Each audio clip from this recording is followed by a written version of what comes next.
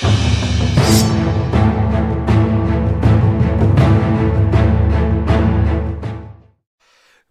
up, everybody? Welcome to some Black-White Overwhelming Splendor. Hope you're excited. This deck's a lot of fun, man. I love playing this. Let's get the chat closed down. Look at the graveyard popped up. As far as our opening hit, yeah, beautiful. Keep this. We got nodes, we have Solemnity, and then we also Phyrexian Unlife and Night Whisper, so we'll go ahead and keep on this one.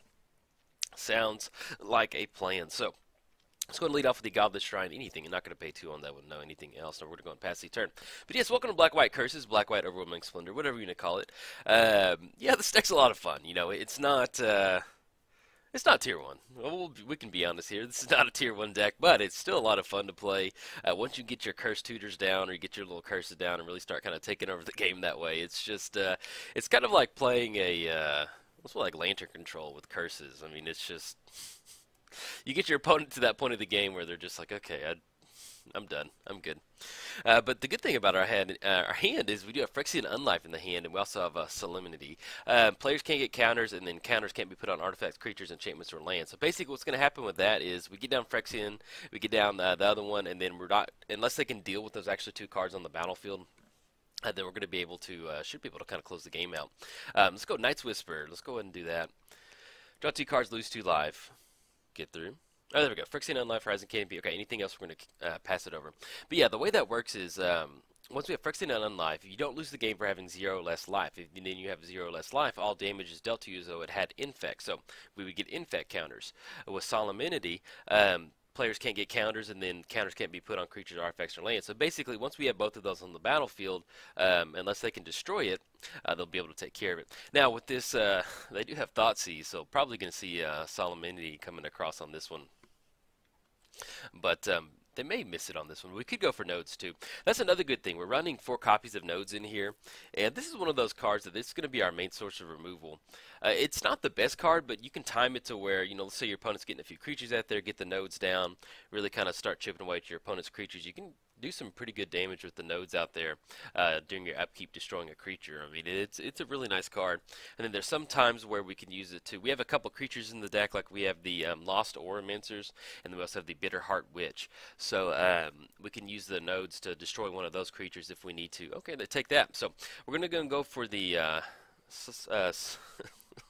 We're going to go for the Escort. Man, I've said that card about 400 times, and I keep butchering it 400 times, so I know you're sitting there being like, come on, Jolt, what are you doing? So we're going to get down, I think it's, what's her name?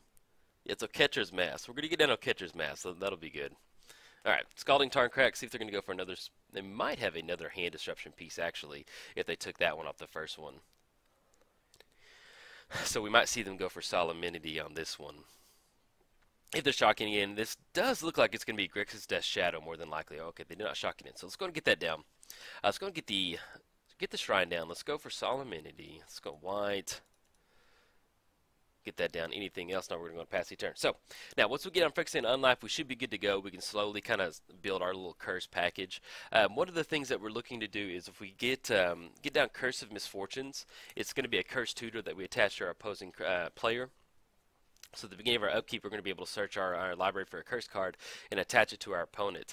So basically, you get down Curse of Misfortunes, and that leads into Curse of Death's Hold, which unfortunately is in our hand. We don't get to tutor it up. And then we also have Overwhelming Splendor, and then we have Cruel Reality, and then we have the new one from Hour of Devastation. I think that's target player loses 3 life once they get stuff going. Or, excuse me, not when they get stuff going. But they're going to lose 3 life at the beginning of their upkeep unless they, I think, sacrifice a creature or something like that. So, but yeah, this does look like Grixis Death Shadow with us seeing the Street Wraith over there and a few of these cantrips. So, once we get down Phyrexian Unlife, we should be in a good spot. That's the fun thing about playing decks like this is, you know, sometimes your opponents don't really know how to play against it. That's kind of a nice little advantage when you're playing against a homebrew. Alright, so we're going to go Phyrexian Unlife, get that down on the battlefield.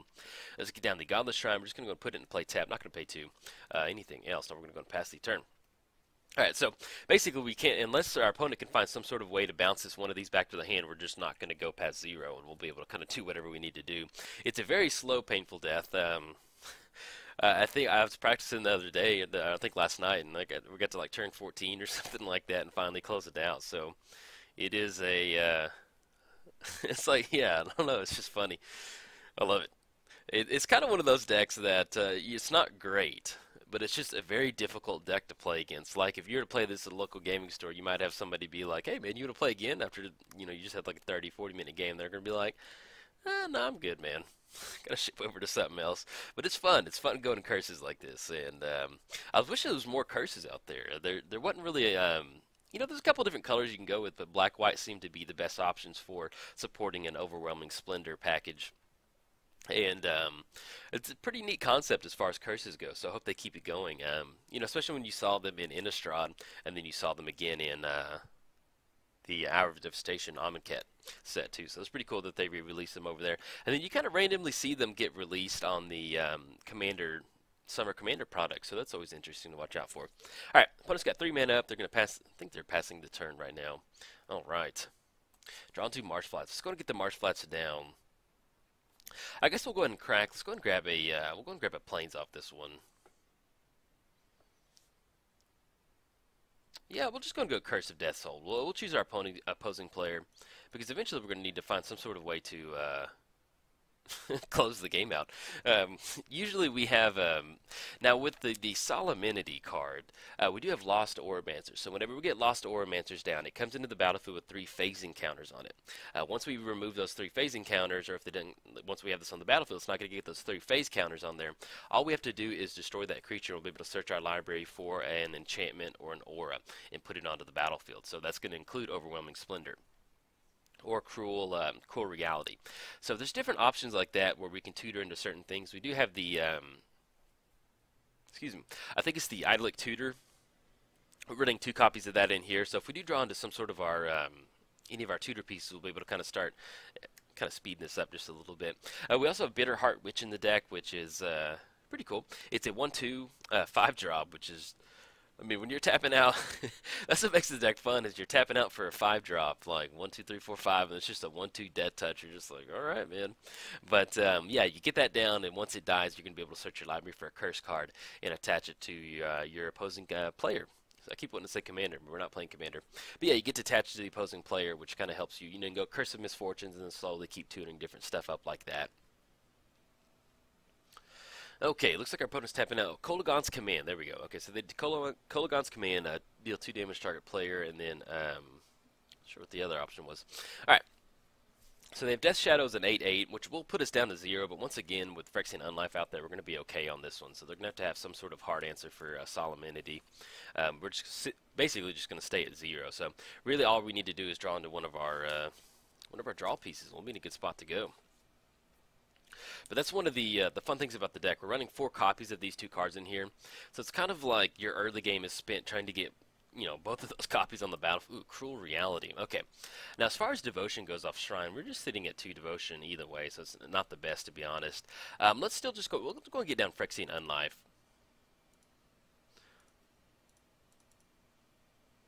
Get down Phyrexian Unlife.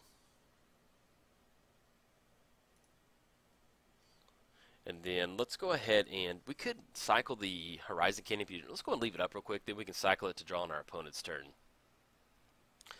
And then anything else. Now we're going to go past the turn. Now, we cannot actually tap the Horizon Canopy due to the... excuse me, which one is it? It's the...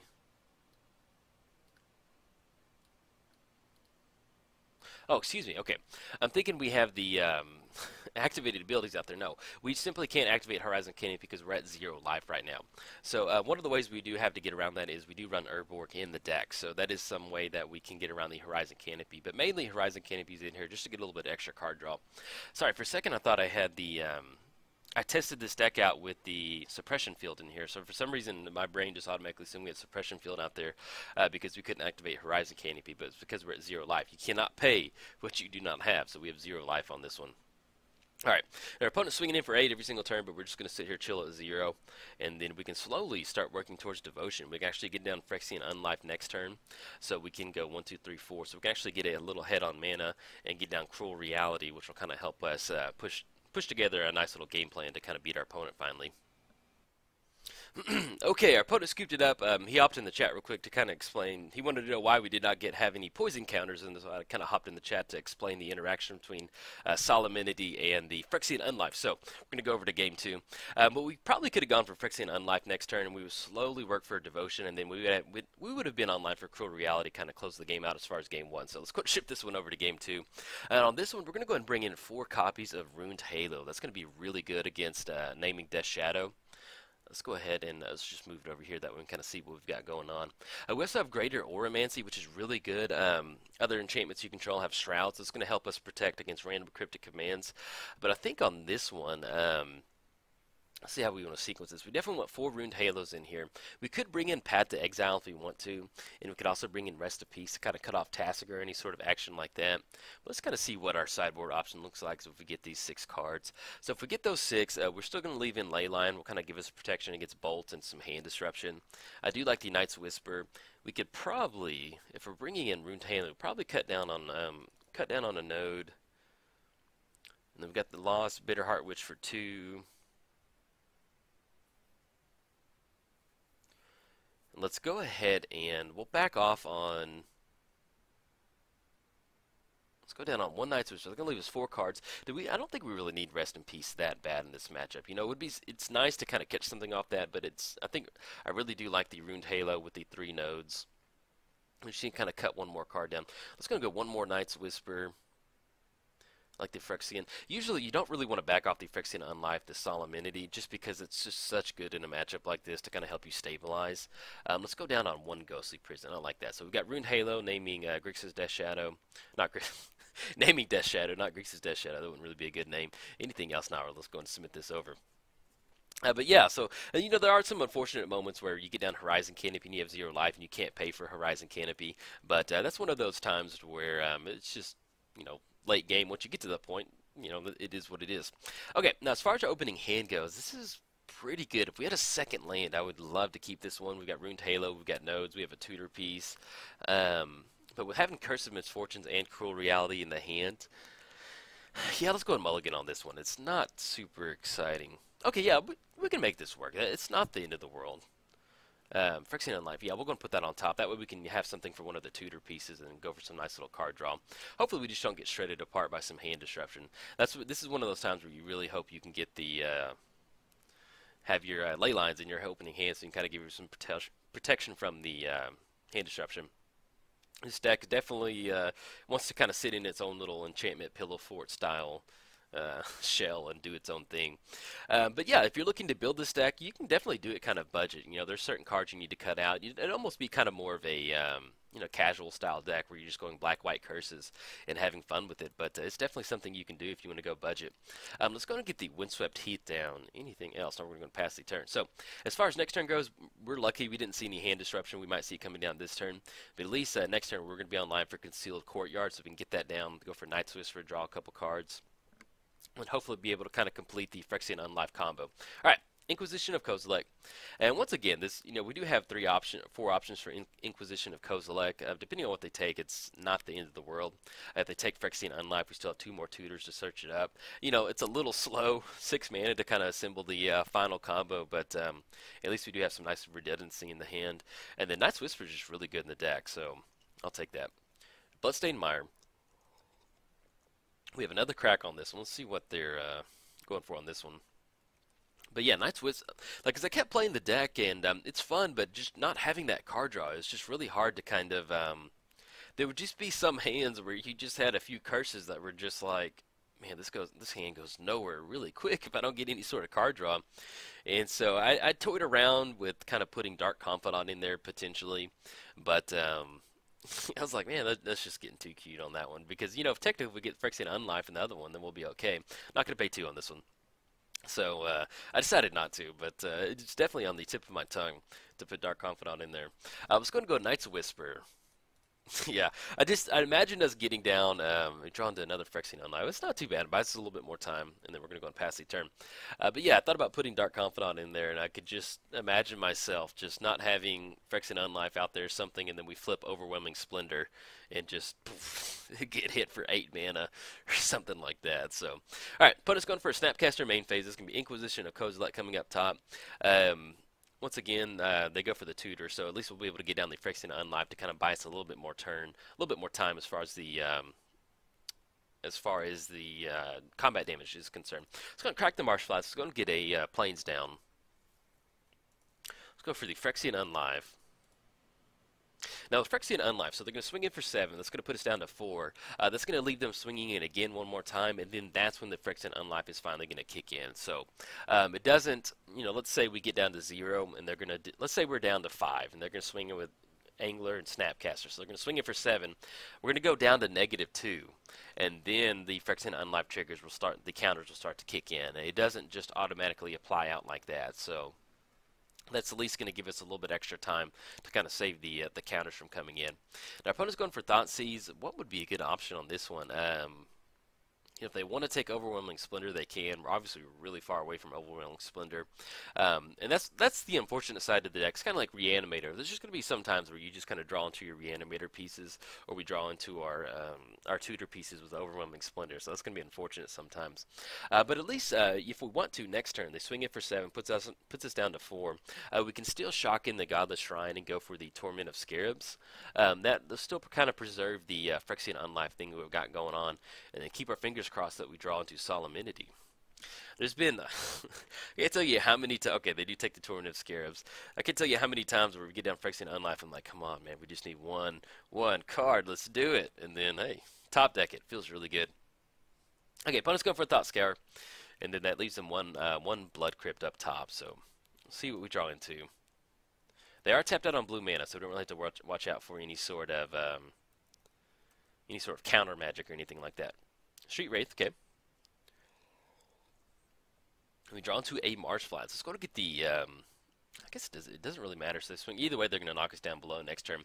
Let's go and get the Marsh Flats down. I guess we'll just still go ahead and get down the Phyrexian Unlife. Have a little bit of redundancy over there. And then anything else. So we're going to go and pass the turn, kick it to our opponent. So they're going to swing in for 7 this turn. It's going to drop us down to -3. And then the Phyrexian Unlife will finally kick in the following turn. So that's basically, we have about 2 more turns to kind of get something done at this point right now. So hopefully we can get that going. But yeah, that's one of the main things. This deck's a little clunky sometimes. You're going to have some opening hands that are just like, they go, like if you get Thoughtseize on one card, oh man, you're done. But there's other times where, you can have a nice little utility hand with the Tutor and the Night's Whisperer, but sometimes you get picked apart by hand disruption. So probably looking like we might lose this one, but hey, well, we're going to give it a shot. We'll keep going.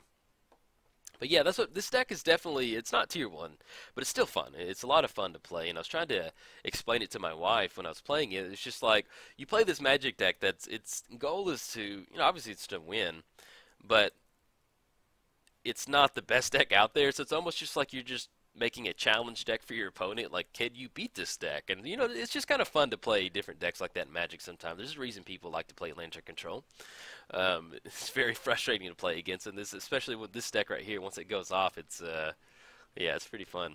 But yeah, it's a little bit more of a Friday Night Magic style deck, so just kind of something to sleeve the sleeve up to take the Friday Night Magic.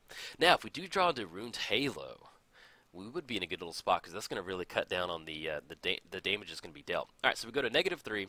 Now, this will be lethal next turn, because that's going to be 12 coming across. So let's go ahead and crack the Marsh. Excuse me, we can't crack the Marsh Flats. Let's see, we draw into Torment of Scarabs. All right. Yeah, it's going to be, even if we get the Torment of Scarabs, they lose 3 life, go down to 3, and they're still be able to swing in. So good game on that one. Okay, yeah, and that would be enough infect over there. Let's go over to sideboarding. Anything else we want to change? I like the Ruined Halo. I guess we could bring in Path to Exile, kind of get around some of those other creatures. Yeah, let's go and do that. Let's cut the nodes and bring in 3 Path to Exiles. It's going to give us a little bit more of an option to kind of go for. We still have 3 Ghostly Prisons. We have the Leyline of Sanctity. Hopefully kind of catch something. And then, yeah, we're going to submit this over to game 3. But yeah, this deck, there'll be a lot of times where you just really, like, you always go to game 3 with this deck a lot, if you can win. But as far as opening hand goes, we have no mana. Let's go and mulligan on this one. Alright, so we've got Horizon Canopy, Windswept Heath, Ruined Halo, Solemnity, Ghostly Priest. Yeah, we're going to keep on this. This was a nice little opening hand. It'd be nice to kind of catch some ley lines on some of these opening hands, but I'll take it. So, at least we're online for Ruined Halo. If our opponent does have some sort of hand disruption, we do have a nice little spread of options for them to kind of choose from. And we'll see exactly what we want to go for with Ruined Halo. Let's go and keep on this one. Get the Scry going. See what's on top.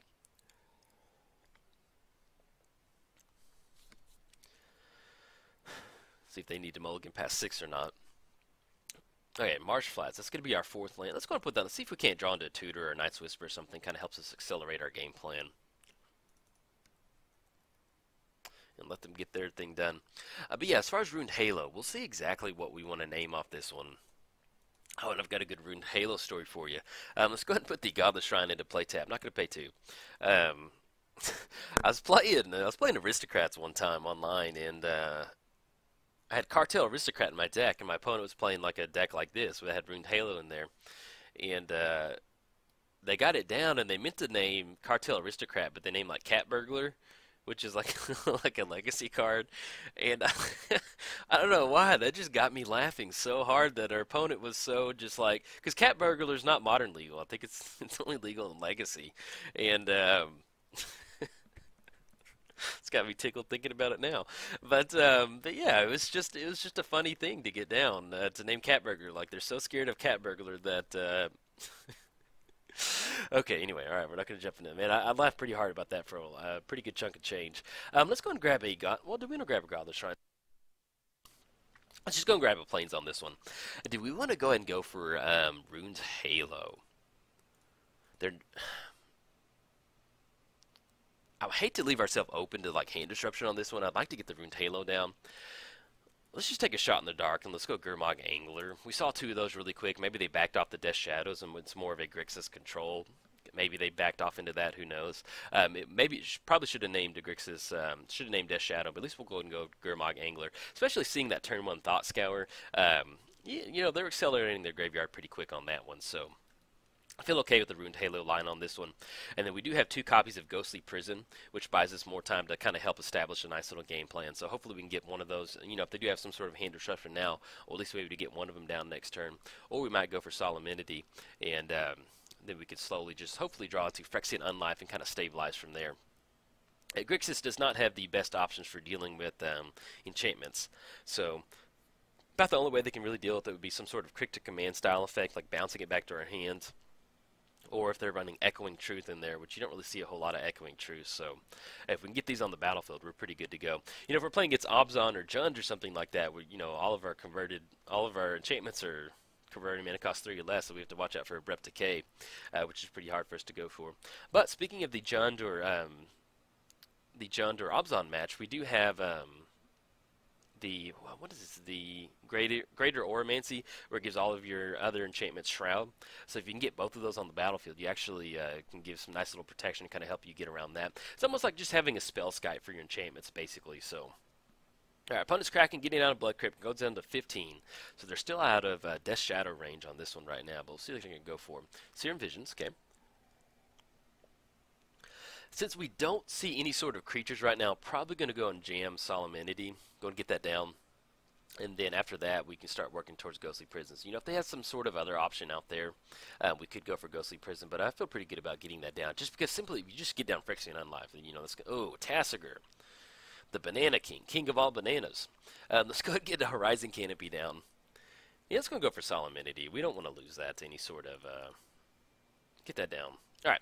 Anything else? We're going to go and pass the turn. So, next turn, they're only sitting at 2 mana, so we get down Ghostly Prison. That's going to be a really good way to kind of stop them down. So especially if we just get hit by Inquisition of Kozilek, you know, it's not the end of the world. We are running 4 copies of Ruined Halo, so if we draw into another piece, we'll be able to get that down and then kind of prison our way out of this match. That's the fun thing about the deck is, you know, you can go for the Solemnity win, but there's other times where you can just really assemble like a whole bunch of Ghostly Prisons and kind of go from there. Phyrexian Unlife. Okay, they've got one. Let's go and jam it down. Let's see if we can get this down. Let's go and shock. We're going to shock that in. Let's go Phyrexian Unlife. Get that down. And then maybe we're playing around Spell Pierce or something. Oh, Severed Denial. All right, man, you got it. Go and kick it over. At least next turn we can go for Ghostly Prison. Maybe we should have let off with Ghostly Prison, played around Stubborn Denial, but that was a pretty nice little interaction right there. You got to leave it on the battlefield sometimes. All right, so they're going to swing in for 4. Maybe we'll draw into it again. Yeah, we probably should have let off with Ghostly Prison, because that might would have caught it, but then they had Thoughtseize on the back end, so I think either way we would have kind of got caught on this one. All right, so we're down to 7. Draw into Marsh Flats. Let's go get that down. So we have the Marsh Flash crack. We have Tassiger swinging in for 4 next turn, which is going to put us down to 3. So we can crack, go down to 2, and then we go and crack the Horizon Canopy, and hopefully maybe draw into something like Runed Halo or something like that, or draw into Phyrexian Unlife. All right, swinging in for 4. Now we are dead to Bolt, so we'll see if they have bolts in this one. Teamer Battle Rage. Okay, you got it. That's going to be double strike. Good game. Good game. Good game. Yeah, you know, you'll have some matches like that where you actually play against Grixis, Death Shadow. You can't get the stuff running. But yeah, if you enjoyed the video, like and subscribe. Thanks. Bye.